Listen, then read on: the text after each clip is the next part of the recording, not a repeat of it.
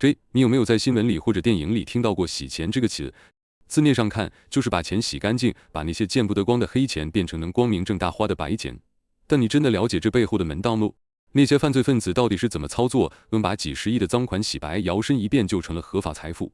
今天咱们就来揭开这个秘密，看看洗钱到底是怎么回事，都有哪些常见的花招，帮你一眼识破，远离这些陷阱。简单来说，洗钱就像是给犯罪所得的财产做了一场变形计，通过各种手段掩盖它的真实来源，让它看起来是合法合规的收入。这可不是什么小打小闹，它是一种严重的汉奸行为，把非法所得洗白后，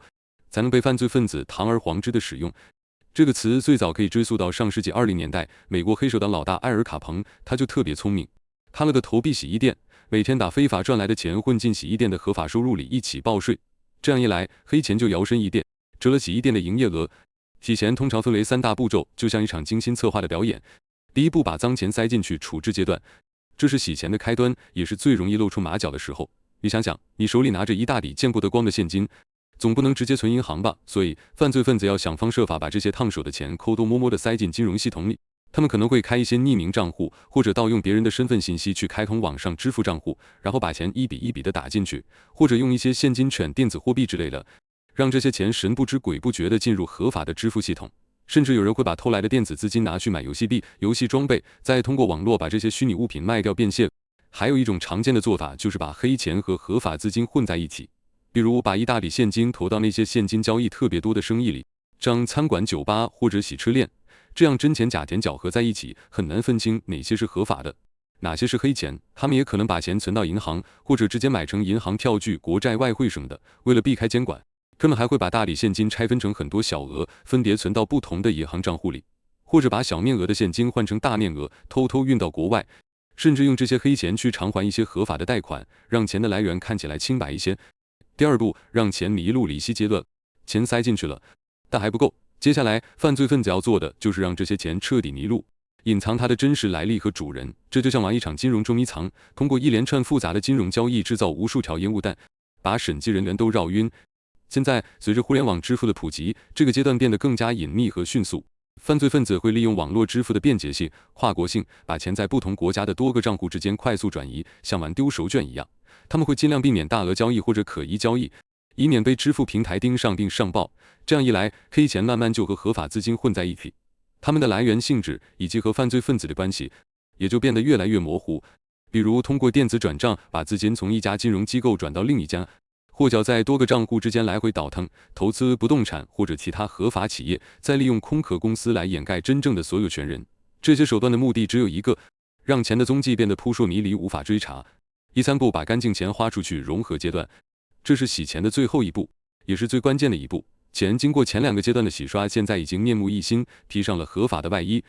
这个阶段，犯罪分子会把这些看似正常的钱重新投入到经济活动中，让他们看起来是光明正大的合法收入。他们会用这些洗白的钱去购买贵金属、高价值物品、证券或者房地产等等，或者干脆直接提现变成可以自由支配的合法资金。一旦进入这个阶段，黑钱就和合法财富彻底融合了，想再区分开来就变得非常困难了。有时候这3个阶段会同时发生或者互相重叠，界限并不那么分明。从这些流程可以看出，洗钱确实隐匿性极高，尤其在互联网时代，洗钱的成本大大降低，速度更快，覆盖面更广，还常常具有国际性。实施这些行为就构成了洗钱罪，有些罪行普通人稀里糊涂就可能中招。咱们得特别留心：一、提供资金账户不仅仅是银行卡，像股票、期货账户都算。你以为只是帮朋友个忙，一个不小心就可能沦为洗钱的帮凶。2、协助把赃款转换成现金票据、有价证券，比如帮人把一堆现金换成天票或者股票。3、通过转账或其他结算方式协助赃款转移，常见的帮人转账代付。4、协助把赃款汇往境外，跨境转移资金。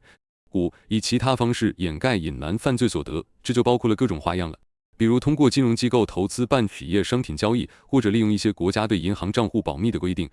除了这些，洗钱的手法还真是五花八门，像是走私、地下钱庄、民间借贷、买卖彩票、古玩字画等等，都能成为洗钱的工具。下来咱们再看看几个常见的洗钱套路。赌场洗钱，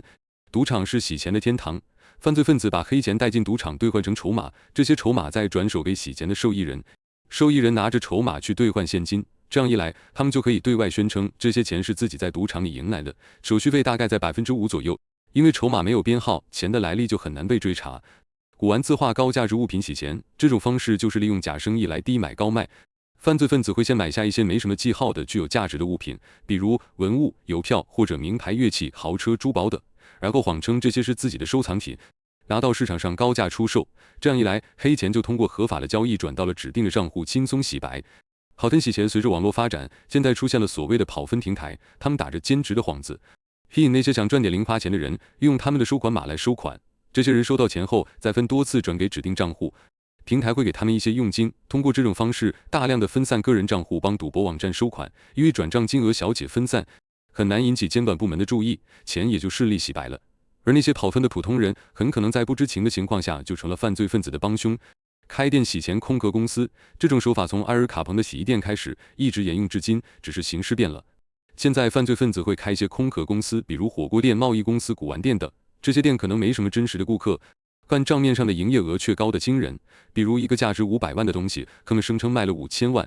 多出来的4500万就是黑钱，通过正规经营的形式摇身一变成了白钱。所以你如果看到一些门可罗雀，但却一直没倒闭，甚至还能交大理税的店铺，那很可能就藏着洗钱的猫腻。影视圈也成了洗钱的重灾区，一种是通过虚高成本来洗钱，用黑钱投资一部电影，把成本夸大到离谱，电影拍完后，那些名贵的道具、奢侈品可能就被投资方无偿带走了，而这些成本都合理的推到了电影制作费用里。另一种是虚假票房洗钱，黑钱主人投资1000万拍了部电影，实际票房可能也就1000万，但他串通影院造假，声称票房1个亿，那多出来的9000万虚假票房就是洗白了黑钱。洗钱这东西可不仅仅是电视里才有的情节，它严重破坏经济平衡，腐蚀社会机体，滋生更大的犯罪。所以咱作为普通老百姓，平时一定要擦亮眼睛，提高警惕，别为了蝇头小利稀里糊涂的卷入各种贷款或者所谓的兼职里，最终陷入洗钱的泥潭。要知道，全世界都在严厉打击洗钱犯罪，尤其那些跨国洗钱行为更是各国重点关注的对象。洗钱的危害极大，它不仅破坏了正常的市场秩序，还会让犯罪分子像滚雪球一样越滚越大，最终威胁到社会稳定和国家安全，甚至滋生腐败，败坏社会风气。虽然一些低级的洗钱手段现在已经行不通了，但犯罪分子也在不停地更新迭代他们的技术，所以咱们也得与时俱进，不断加强自己的反洗钱意识。你还知道哪些洗钱手段呢？欢迎在评论区留言告诉我们。好了，咱今天就聊到这儿，感谢你的关注，咱们下期再见。